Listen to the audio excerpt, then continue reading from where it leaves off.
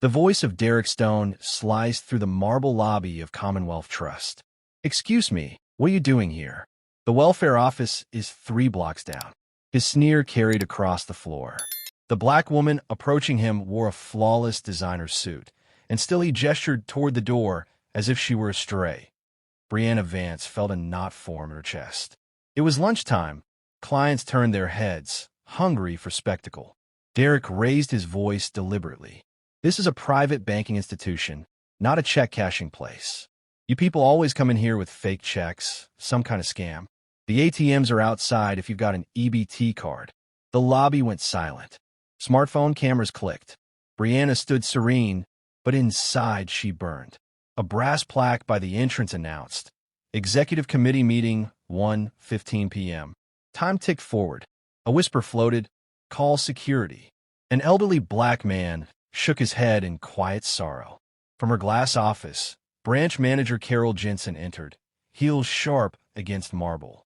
"What's the problem, Derek?" she asked, already siding with him. Derek declared, suspicious withdrawal attempt.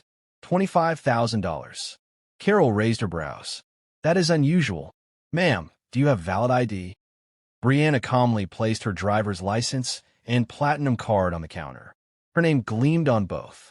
Derek waved them aside. "Anyone can fake this stuff. They copy everything these days." Nearby, freelance journalist Anaya Sharma's live stream jumped past 1,000 viewers. Comments filled the screen. "This is racist. Call the press." "Where is this bank? I've been a client here 6 years," Brianna said evenly. Carol chimed in with policy talk about high-value transactions and certain accounts. The euphemism was obvious.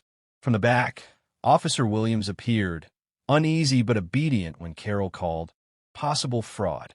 Derek leaned back. "Look, I see this daily. People trying to hustle money with fake stories. This is Commonwealth Trust. We serve serious clients."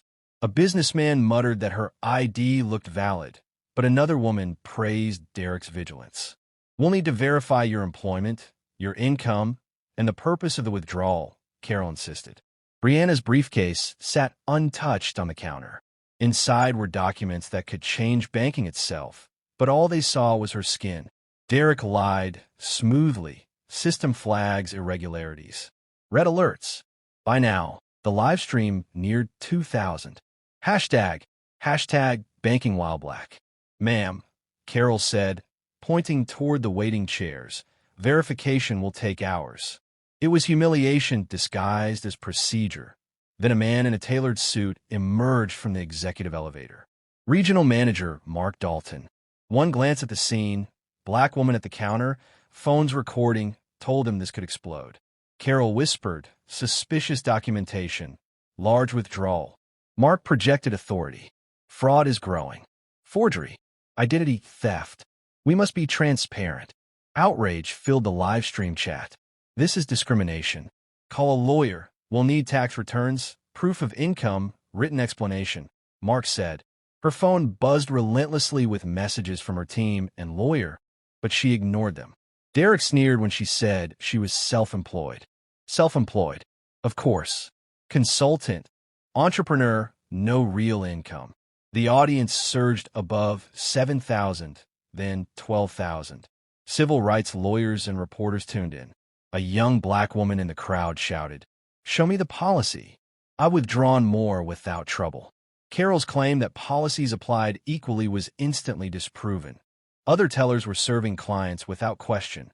Mark, desperate, handed more forms. This could take hours. Officer Williams avoided her eyes. He knew injustice when he saw it. "Executive meeting in 10 minutes, the loudspeaker blared. Brianna finally opened her briefcase. The atmosphere shifted. Viewership jumped from 15,000 to nearly 30,000. She placed a business card before Derek. "Brianna Vance, President and CEO, Vance Financial Group." Derek snorted. "Fake." But Mark's expression darkened. The name was familiar. She handed him another card. "Commonwealth Trust, Board of Directors, Series, a shareholder." Mark's face drained of color. "You're on the board?" he asked weakly. "I'm not just on the board," Brianna said. "Vance Financial owns 31% of Commonwealth Trust. Largest shareholder." The lobby froze. Derek dropped the card. Carol stepped back as if burned. The live stream chat detonated. Plot twist. She owns the bank. Officer Williams suddenly remembered her name in annual reports. Brianna displayed acquisition documents. Today's executive meeting is my quarterly board review. I've been visiting branches incognito. You just gave me a perfect case study on systemic discrimination. The businessman who had supported Derek earlier deleted his social posts in shame. Mark whispered into his radio, code red. Emergency. But the broadcast had already reached a global audience. Shares of Commonwealth Trust were already dipping. Moments later, CEO Henderson arrived, pale and panting. Ms. Vance, this does not represent our values.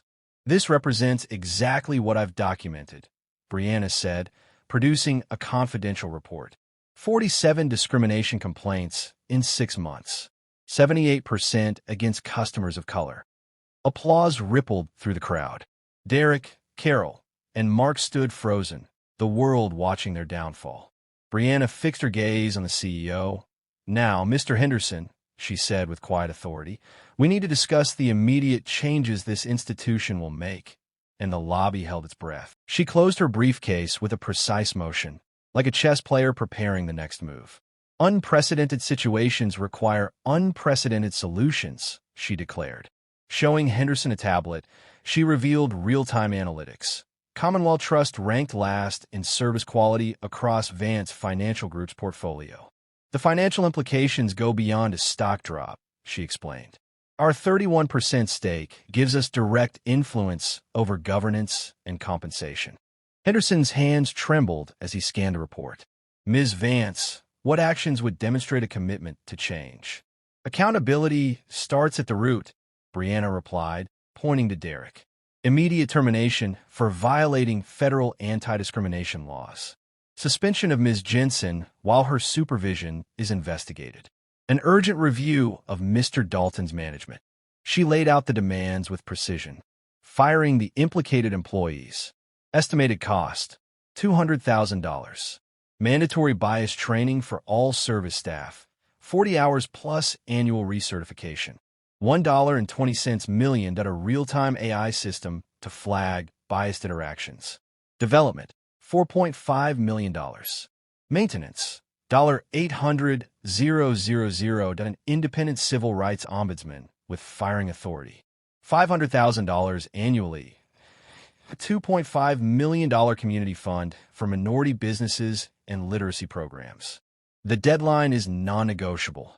24 hours for a reform plan, she warned. Accept, and we remain partners. Refuse, and we liquidate our $100 million stake.